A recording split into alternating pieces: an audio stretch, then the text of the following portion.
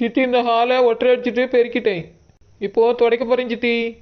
Hall மட்டும் இல்ல, எல்லா இடத்தையும் சுத்தம் பண்ணணும். பண்ணிடுவேன் சித்தி. சரி சரி, சீக்கிரமா தொட. என்ன அத்தை உடனே கிளம்பி வரேன்னா இன்னும் காணும்.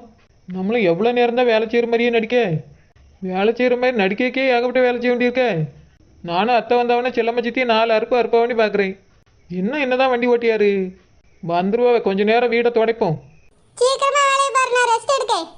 சித்தி ஏதோ வேலையா வெளியே போறேன்னு சொன்னீங்களா? போலியோ? அதுக்கெல்லாம் நேரம், கொஞ்ச நேரம் கழிச்சு தான் போவேன். நீ வேலையை பாரு. சரி சித்தி. ரெஸ்ட் எடுக்கிறிய ரெஸ்ட்டு. இப்போ 5 கிளி விழும். ஹாய் வர மாதிரி சத்தம் கேட்கு. நம்ம சின்சியராக வேலை செய்கிற மாதிரியே நடிப்போம். இது மட்டும் பத்தாத, சித்திக்கிட்ட ஏதாவது வாய் கொடுக்கணுமே. சித்தி எனக்கு ரொம்ப பசிக்குது சித்தி. மயக்கமா வர மாதிரி இருக்கு வேலை செஞ்சது. அப்படி என்ன வேலை செஞ்சு கிழிச்சிட்டா நீ? பசி வந்துச்சான் பசி. ஒரு வேலைக்கும் பிரயோஜனம் கிடையாது, நேரத்துக்கு கொட்டிக்கிடணும். இங்க பாரு, எல்லா வேலையும் முடிச்சாதான் நீயே போய் சமைச்சு சாப்பிட முடியும். இன்னைக்கு உனக்கு நான் ஹோட்டல்ல வாங்கி தருவேன், நானே சமைச்சு தருவேன்லாம் எதிர்பார்க்காத. சித்தி நீங்க வெளியே போறதுக்கு நேரமில்ல. நான் வேலையும் செஞ்சுட்டு சமைக்கணும். எனக்கு ரொம்ப கஷ்டமா இருக்கும் சித்தி. எனக்கு மயக்கமா வருது பசியில.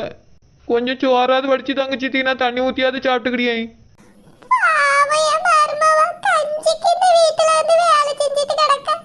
உன்னை மாதிரி சோறுன்னு அலையிறவள நான் இன்னைக்கு தான் பாக்கேன். அந்த சரோஜா உனக்கு எவ்வளவோ மேலு. 3 வேலைக்கு எங்களுக்கு விதவிதமா செஞ்சு போட்டு வீட்டுல அவ்வளவு வேலையும் செஞ்சு முடிச்சிருவா. நீ என்னடானா இந்த வீடை துடைக்கிறதுக்கு இந்த மாதிரி அழுதுட்டு உட்கார்ந்துருக்க. இங்க பாரு, இன்னைக்கு நீ அவ்வளவு வேலையை முடிச்சாதான் உனக்கு சோறு. அதுக்கு முன்னாடியே உனக்கு ஒரு பச்சை தண்ணி கூட கிடையாது. சீக்கிரம் எல்லா வேலையும் முடி. சித்தி நீங்க நல்லா தானே இருக்கிய. உடம்பு சரியில்லைனாலும் பரவாயில்ல, இல்லைன்னா வெளியே போயிருந்தாலும் பரவாயில்ல. கொஞ்சம் போய் சமையலாவது பண்ணுங்க சித்தி. ஒரு ஜூஸ் கூட போட்டு தர மாட்டேன். சோறுமா தர மாட்டியா? உனக்கு எதுக்கு நான் தரணும்? அப்படியே பெரிய கோடீஸ்வரி மாவா. கேட்டதுல செஞ்சு வாயில கொண்டு போய் கொடுக்கணும். நான் என்ன உனக்கு வேலைக்காரியா? என்னால எதுவும் செஞ்சு தர முடியாது. என் வீட்டுல நீ தங்கி இருக்கிறதுக்கு எல்லா வேலையும் நீ தான் பார்க்கணும். பார்த்து முடிச்சிட்டு போய் செஞ்சு எதா இருந்தாலும் சாப்பிடு. சித்தி நீங்களும் அனுஷ்காவும் சாப்பிடணும்ல சித்தி. எனக்கும் சேர்த்து சமைங்க. நான்லாம் வீட்டுல முக்கியமா சமைக்கவே மாட்டேன், ஹோட்டல்ல தான் சாப்பிடுவேன். நாங்க 2 பேரும் வெளியே போக வேண்டியிருக்கா, அங்கேயே போய் சாப்பிட்டுக்கிடியும். உனக்கு வேணா வேலையெல்லாம் முடிச்சிட்டு போய் சமைச்சு சாப்பிடு. அப்போ என்னையும் வெளியே கூட்டிட்டு போக மாட்டீங்களோ? யார் எந்தெந்த இடத்துல இருக்கணும்னு எங்களுக்கு தெரியும். நீ ஒழுங்கா வீட்ல இருந்து எல்லா வேலையும் முடிச்சு வை. நாங்க ராத்திரி தான் வருவோம், ராத்திரி எங்களுக்கு சமைச்சு வை. சரி சித்தி. ரொம்ப பசிக்குது சித்தி. சோத்த முன்ன பின்ன கண்ணுல பார்த்ததே இல்லை போல. அந்த வீட்ல எல்லாம் உன்னை எப்படிதான் வச்சு சமாளிக்காமலாம் எனக்கு தெரியல. அந்த சரோஜா நேரத்துக்கு சமைச்சு முடிச்சிருவா. நான் சொல்ற வேலையெல்லாம் தட்டாம செஞ்சிருவா. நீ இப்படி உட்காந்து அழுதுகிட்டே இரு, சோறுன்னு. அப்படியே பார்த்தாலே எரிச்சலா இருக்கு. சோறுன்னு கேட்காம ஒழுங்கா வேலையை பாரு. எனக்கு தூக்கம் வருது, நான் கொஞ்ச நேரம் தூங்கி முடிக்கேன். நீ எல்லா வேலையும் முடிச்சுட்டே நீ எழுப்பி விடு. சரி சித்தி. அப்படின்னா இப்போதைக்கு எனக்கு சாப்பாடு எதுவும் தரமாட்டீங்களா? வேலையை செஞ்சு முடிச்சாதான் உனக்கு சோறுன்னு சொல்லிட்டேன். அதுவும் நீ தான் செஞ்சு சாப்பிடணும்னு சொல்லியிருக்கேன். சும்மா இந்த மாதிரி கேள்வி கேட்டுட்டு இருக்காத. நீ உன் மாமியார் வீட்டில் சோத்த கண்ணால பாத்தியா இல்லையா? இப்படி சோறுன்னு என்னை போட்டு நச்சரிச்சிட்டு இருக்க. செல்லம்மா, எப்போடா நானும் எவ்வளோ நேரம் தான் நடிக்க முடியும்? கொஞ்ச நேரம் அமைதியாக உட்காந்து இந்த சண்டையை பார்ப்போம். மைனி வாங்க, மைனி வாங்க. மாணிக்க வாப்பா, வந்து உட்காருங்க. மைனி காப்பி போட்டு எடுத்துட்டு வரட்டுமா? வா, வீட்ல காப்பி குடிக்கணும்னா ஏதாவது வேலை செய்ய சொல்லுவியோ? ஐயோ, ஏன் மைனி அப்படி சொல்றிய? நான் உங்களை என்னைக்காவது அப்படிலாம் சொல்லியிருக்கேனா? அப்போ என் மருமகளுங்கன்னா உனக்கு இலக்காரமா இருக்கும். என்ன நினைச்சிட்டு இருக்க செல்லம்மா நீ? இந்த பிள்ளை இப்படி கொடுமைப்படுத்திட்டு இருக்கியே, உனக்கு கொஞ்சமாச்சும் மனசாட்சி இருக்கா? மைனி வீடு தானே தொடக்கிட்டேன் மைனி, இதுல என்ன கொடுமை இருக்கு? நான் ஒரு உதவியா தான் கேட்டேன் மைனி. அவளுக்கு பிடிக்கலன்னா அவ சும்மாவே இருந்திருக்கலாம்ல மைனி. வாய மூடி செல்லம்மா. நீ பேசுனது ஏசுனது எல்லாத்தையும் கேட்டுட்டு தான் நிக்கேன். பாவம் அந்த பிள்ளை பசிக்குதுன்னு கதறுது. ஒரு கிளாஸ் தண்ணி கூட கொடுக்க மாட்டேன்னு அவளை வேலை செய்ய சொல்லியிருக்கா. என் வீட்டு மருமகள உன் வீட்டுல வந்து அடிமையா வேலை செய்ய தான் அனுப்பி விட்டணும். என் மவ வீட்டுல தனியா இருப்பா, அவ கூட துணைக்கு இருக்கணும். உங்க மருமகளை அனுப்பி விடுங்கன்னு தானே கேட்டா.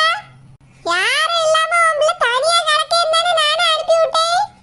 இப்படி சோறு போடாம என் மருமகளை வேலை வாங்கிட்டு இருக்கே, உனக்கு கொஞ்சமாச்சும் மனசாட்சி இருக்கா? மைனி அவட்ட கேட்டு பாருங்க. காலையில சாப்பாடு நானே செஞ்சு கொடுத்தேன் மைனி. நேத்து கூட ஹோட்டல்ல சாப்பாடு வாங்கி கொடுத்தேன். இந்த மாதிரி கொடுமைப்படுத்தி வேலை வாங்குறவா ஹோட்டல்ல சாப்பாடு எப்படி வாங்கி கொடுத்திருப்பான்னு எனக்கும் தெரியும். என் மருமகளுக்கு 2 நாள் சாப்பாடு போட்டியா இல்லையான்னு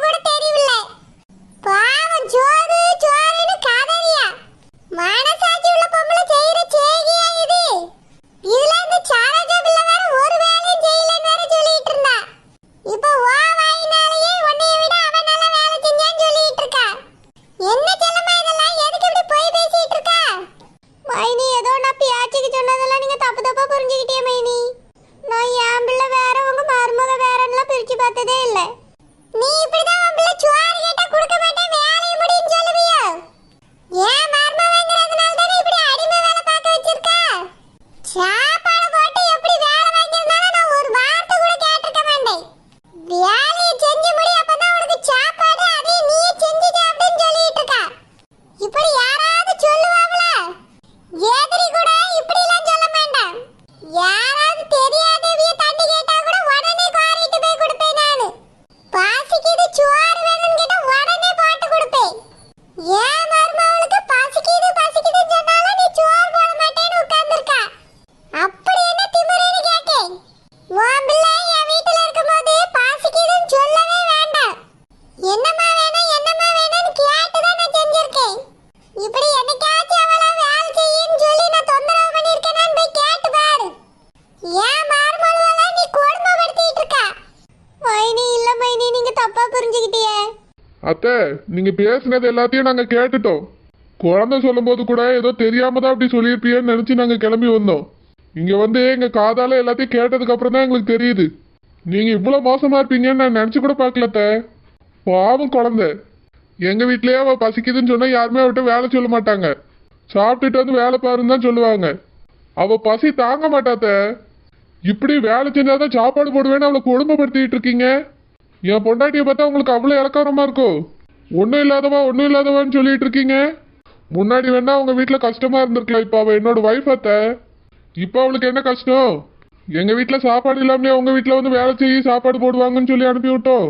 ஏதோ ஹெல்ப்பாக கேட்டீங்களேன்னா குழந்தைய அனுப்பணும். இப்படி பண்ணிட்டீங்களே அத்தை. இல்லப்பா மாணிக்கம், நான் என் பிள்ளைகிட்ட வேலை சொல்ற மாதிரி தான் சொன்னேன். எனக்கு அப்போ உரிமை இல்லைன்னு சொல்றீங்களோ ரெண்டு பேரும்? என்னைய பிரிச்சு பாக்குறீங்களோ? செல்லம்மா, என் வீட்டுக்கு நீ வந்திருக்கும் போது உன்னை இந்த மாதிரி வேலை சொல்லியிருந்தாதான் உன்னை நான் பிரிச்சு பாக்குறேன்னு அர்த்தம். உன்னை ஒரு வேலையும் சொல்லாம வந்தாலும் 4 நாள் தங்கிட்டு போன்னு நான் சொல்லியிருக்கேன். ஆனா நீ என் மருமகள நடத்தின லட்சணம் எனக்கு தாங்க முடியல. நினைக்க எனக்கு அப்படியே பத்திக்கிட்டு வருது. ஆமா, என் தம்பி எங்க? மைனி அப்படியே வெளியே போயிருக்காவ மைனி. உங்க தம்பி கிட்ட இதெல்லாம் சொல்லிடாதங்க மைனி. இனி அப்புறம் இந்த வீட்லயே இருக்க விட மாட்டாவ. நீங்க ஏதோ தப்பா புரிஞ்சுக்கிட்டே அதே மாதிரி என் புருஷன்டே சொல்லி போட்டு கொடுத்துறாதுங்க மைனி. எங்களுக்கு அந்த மாதிரி புத்திலாம் கிடையாது. இப்போ கூட நீ செஞ்சதெல்லாம் ஒத்துக்கிட மாட்டேங்க செல்லம்மா. என்னவோ நாங்க தான் தப்பா புரிஞ்சுக்கிட்டு தப்பா பேசுற மாதிரியே தான் நடிக்க. எப்பாடா நல்ல ஜாலியாக இருக்கு. இனி என்ன பேசிவிட்டு என் மாமியார் வந்து வெளுத்து வாங்கிட்டாவல்ல. இப்போ தெரியும் இந்த குழந்தை யாருன்னு. ஐயோ, முட்டி வலிக்குதே. முட்டி வலி தாங்க முடியலையே. குழந்தை என்னாச்சு குழந்தை? நான் வேணா உன்னை தூக்கிட்டு போட்டுமா? என் கால் ரொம்ப வலிக்குங்க. உட்காந்துக்கிட்டே இவ்வளோ நேரம் தொடச்சேனா கால் அப்படியே இழுத்துட்டு போயிட்டுங்க. சரி குழந்தை, ஒன்றும் செய்யாது. நான் வேணா உன்னை தூக்கிட்டு போட்டுமா? வேண்டாங்க, இப்போ பரவாயில்ல. அம்மா என்ன மாதிரி நடிச்சிட்டு இருக்கா இவா? சரியான ஆளால இருந்திருக்கா. செல்லம்மா, நாங்க கிளம்பியோம். மைனி வந்துட்டு எல்லாம் கல்யாணத்து வரைக்கும் இருந்துட்டு போங்க மைனி. வேண்டாம்மா வேண்டாம். உனக்கு வேலை செஞ்சுட்டு இங்க சோறு வாங்கி தின்னுட்டு எங்களால இருக்க முடியாது. நாங்க கல்யாணத்து அன்னைக்கு மட்டும் தான் மண்டபத்துக்கு வருவோம். அங்க வந்துட்டு அப்படியே வீட்டுக்கும் கிளம்பிடுவோம். இனி சும்மா உன் வீட்டுக்குலாம் நான் வர மாட்டேன். உன் லட்சணம் என்னன்னு எனக்கு தெரிஞ்சிட்டு. ஐயா மாணிக்கம், போய் காரை சாட்டு பண்ணு. சரிம்மா. ஏங்க நீங்கள் போங்க, நான் போய் பைய தூக்கிட்டு வரேன். சரி குழந்தை. மைனி என் பிள்ளை மாதிரி நினைச்சிட்டு அவளுக்கு வேலை சொன்ன மைனி. வேற எந்த கெட்டடமும் எனக்கு இல்ல மைனி. தெரியுது எங்களுக்கு இப்ப எல்லார பத்தி நல்லா தெரிஞ்சிட்டு. இனி யார் வீட்டு வாசல் பக்கமோ நாங்க வர மாட்டோம். நான் கிளம்பியே. என்ன மாதிரி பேசிட்டு போகுது? இவியல்களுக்கு எப்படி தெரியும்? எப்படி கரெக்டா வந்து நின்னாவ? சித்தி நான் பேத்து வரட்டுமா சித்தி? எங்கள் அத்தை வருவான்னு நினச்சி பார்க்கல. நான் தான் அவியில் ஃபோன் போட்டு வர வச்சேன். உங்களை அவிய ரொம்ப உயர்வாக பேசிக்கிட்டு இருப்பாவ.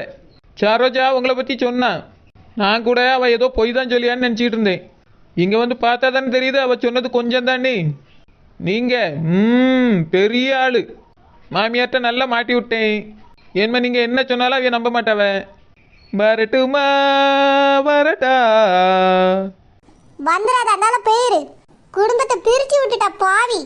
ஏத்தேய், என்னையும் மறுபடியும் வேலை செய்ய சொல்லியாவ. ஐயோ இல்ல மைனி, இல்ல ஐயோ ஐயோ, உங்களை பார்த்தா எனக்கு பாவமாக இருக்கு. வரட்டா, பாய். எல்லாத்துக்கும் இந்த நெட்டச்சி தான் காரணமா இருந்திருக்கா. ஒரு நாள் இவளுக்கு இருக்கு.